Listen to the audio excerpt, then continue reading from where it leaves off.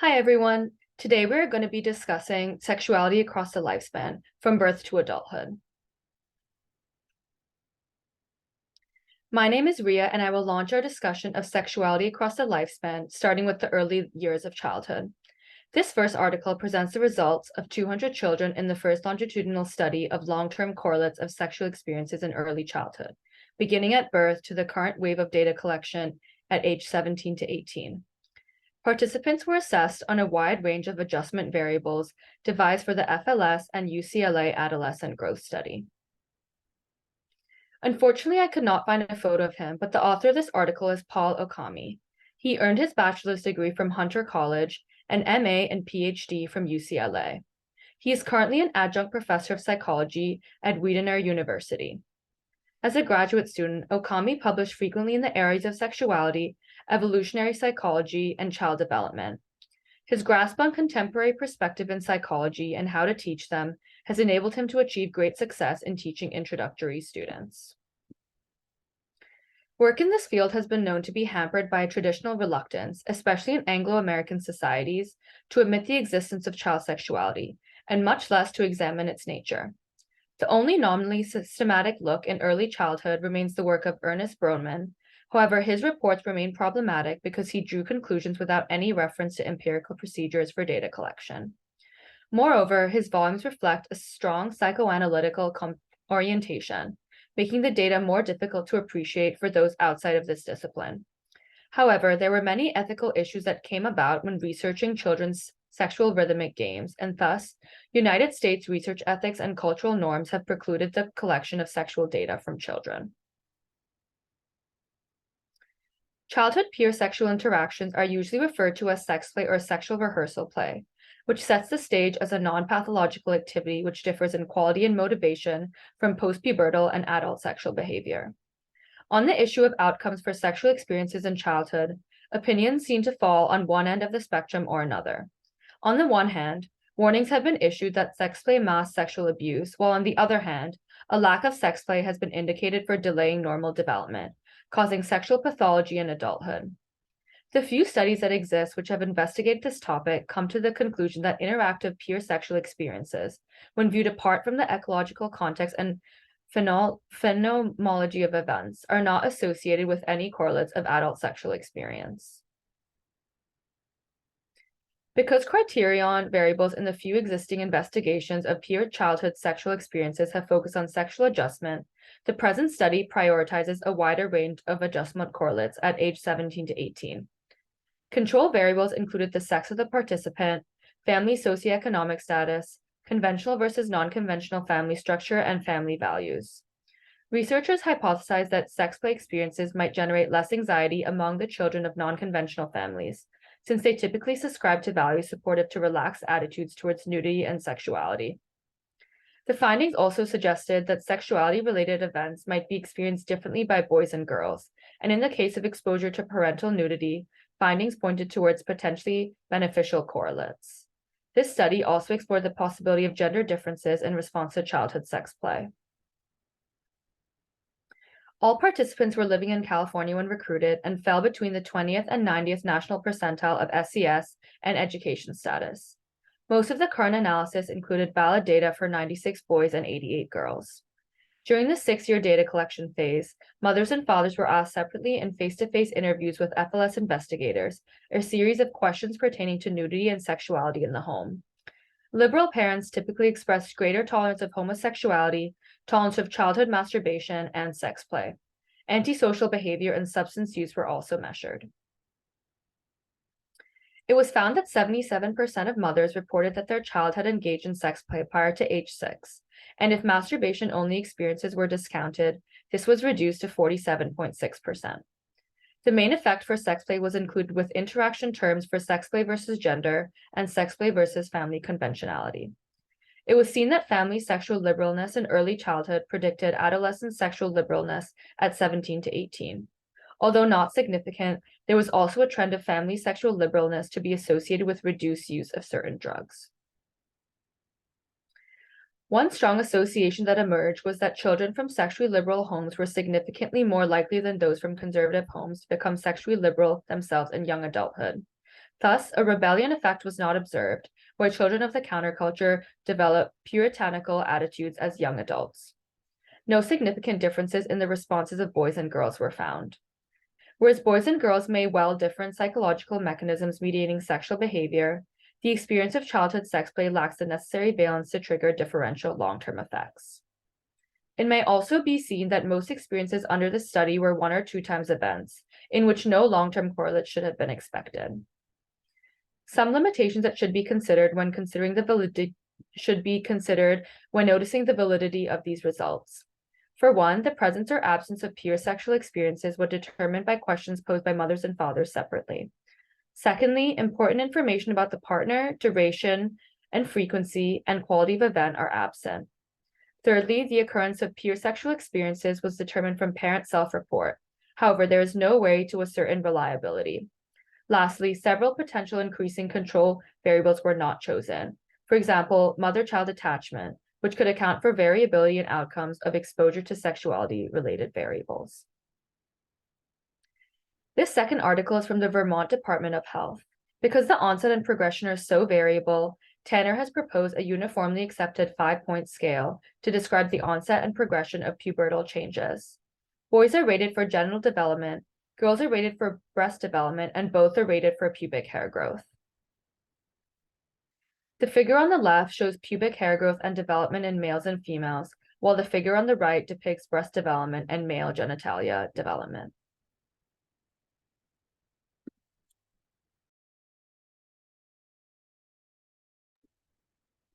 My name's Leanne, and I will be continuing along our timeline from early childhood to talk about puberty and adolescence. I will be covering a review by Cheryl Sisk and Douglas Foster called The Neural Basis of Puberty and Adolescence. This review summarizes the neurobiology of puberty and describes how the process that underlies the transition to adulthood happened. The authors of this review are Cheryl Sisk and Douglas Foster. Cheryl received her BS in psychology from Baylor University in 1974, then went on to get a master's and PhD in psychobiology and neuroscience from Florida State University. She is currently a professor of psychology and neuroscience at Michigan State. While I couldn't find any pictures of Douglas, he received his BS from University of Nebraska in 1966, then PhD from University of Illinois. He was a professor for evolutionary biology at the University of Michigan and taught obstetrics and gynecology at their medical school until retirement in 2008.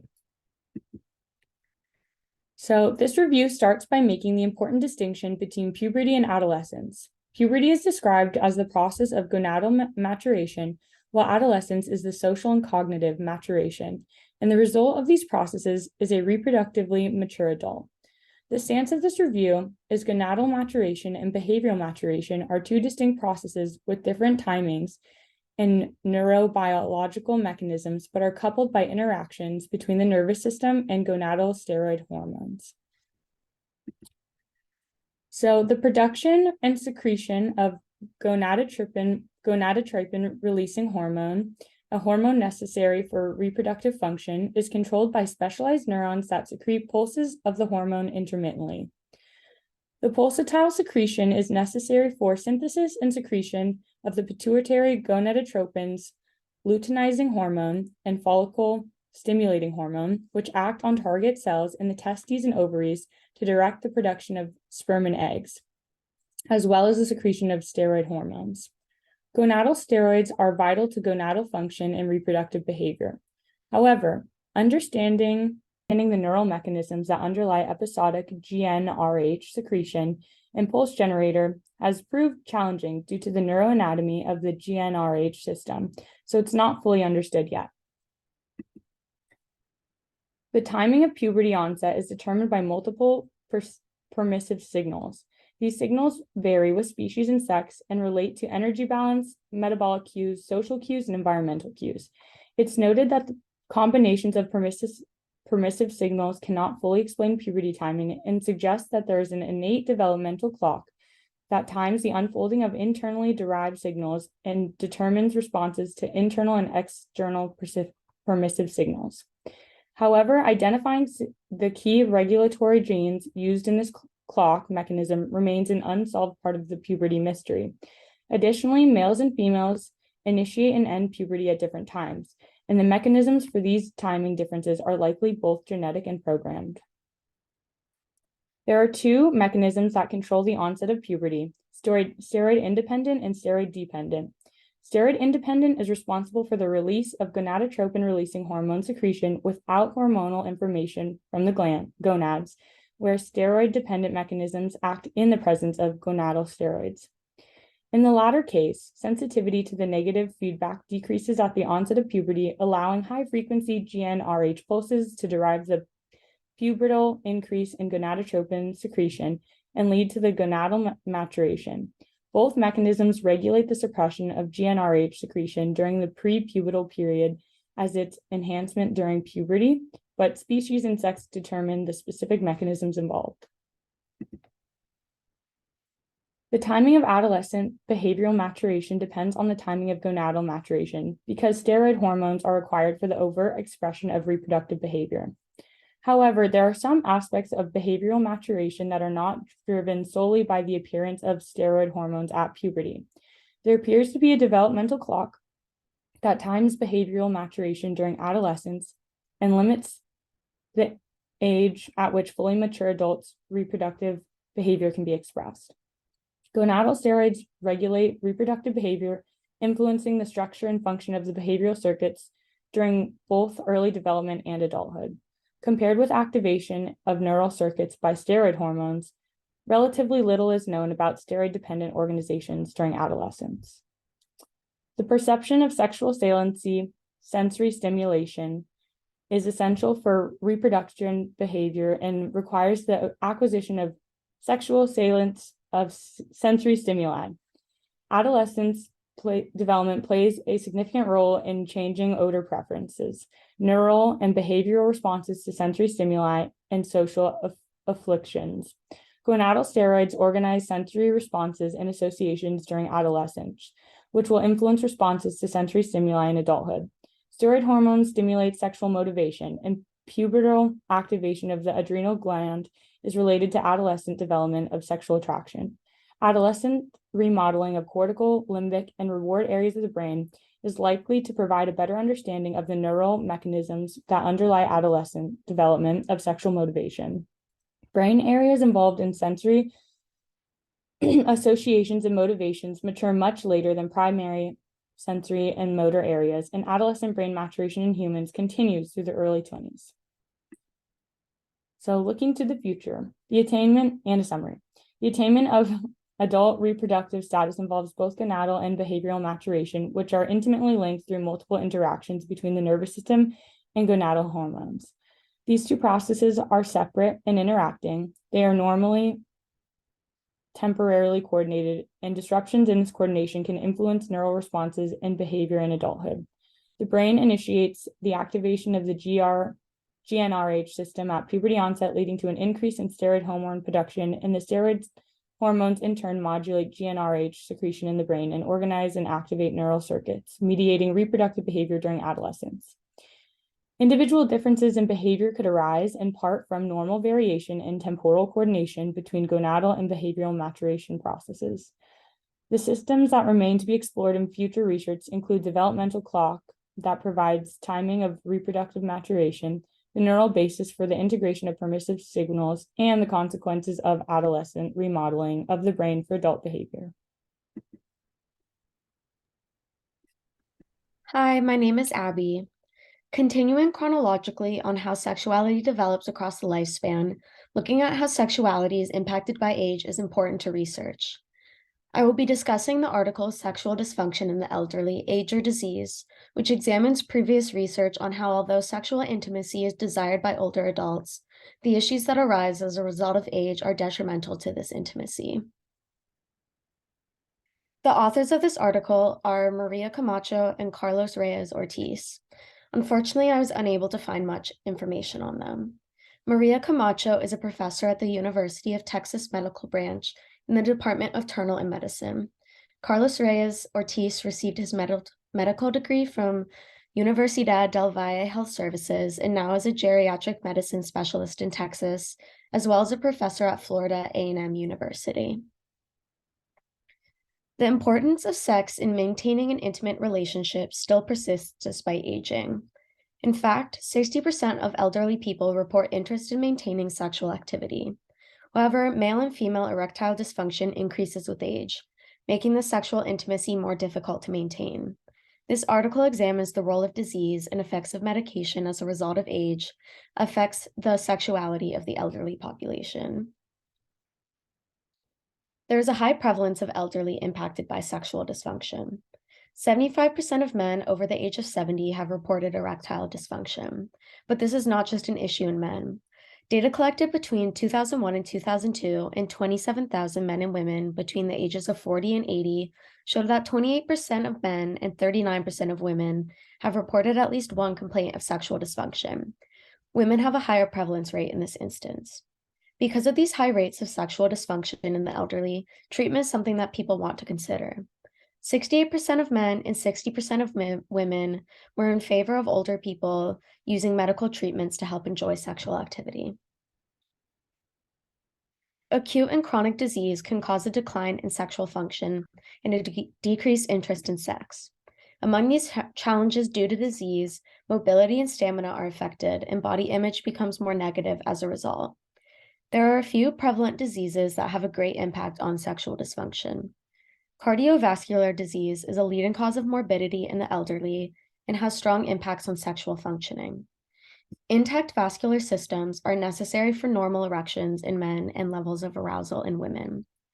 Cardiovascular disease may cause erectile failure due to the endothelial dysfunction, which is when the release of nitric oxide from the endothelial, which is the membrane that lines the inside of the heart and vessels, results in penile engorgement. Obesity is also a concern that comes with aging. BMI and high lipid levels measured in middle-aged men were predictors of erectile dysfunction 25 years later. Obesity is associated with elevated levels of pro-inflammatory cytokines and CRP, resulting in endothelial dysfunction. Erectile dysfunction is also common in diabetic men. As well, both men and women experience arthritis in their later years, and this pain can interfere with sexual activity. Biologically, estrogen and testosterone production declines due to age, and these low levels of hormones can result in decreased libido and may affect erectile dysfunction. UTIs are also common in older people and can impact sexual activity. Medication also impacts sexual dysfunctioning in the elderly. Many people take multiple medications as they age, and medical interactions tend to occur. Symptoms such as decreased libido, lack of lubrication, and erectile dysfunction can be a result of medication. Medications that affect the nervous system also can affect sexual dysfunction, such as SSRIs. Use of antihypertensive drugs, common in older people, may also result in erectile dysfunction. Clonidine, one example of antihypertensive drugs, may cause erectile dysfunction in 20 to 30% of men. Lipid-lowering agents also affect erectile function. Older people are more likely to experience side effects of medication due to the underlying conditions they have. The aging of men and women show effects on sexual functioning. In men, this is shown through erectile dysfunction.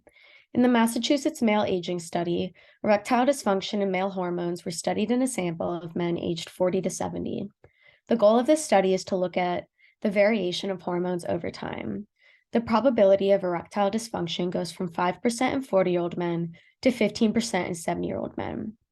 Health examinations showed that erectile dysfunction was present in 71.2% of men aged 71 to 80. Cardiovascular risk factors and the decline of testosterone are some of the reasons for erectile dysfunction. Lower urinary tract infections can cause prostatic hypertrophy, and the rate of these infections increases with age. As well, prostate cancer incidence increases with age and can impact sexual functioning. Although women also experience increased sexual dysfunction with age, they experience it differently than men. Frequent sexual dysfunction affects 30 to 50% of women and is correlated with age, education, physical, and emotional health. Older women have reported that their doctors do not inquire about their sexual health, which could impact any resolution of sexual dysfunction. In conclusion, the decline of sexual function with age poses a problem to quality of life. Disease and medication, often as a result of age, are major factors in sexual dysfunction. Sexual activities are important to the elderly as well, and they should be given a voice to express their concerns. Thank you for listening to our presentation about sexuality across the lifespan.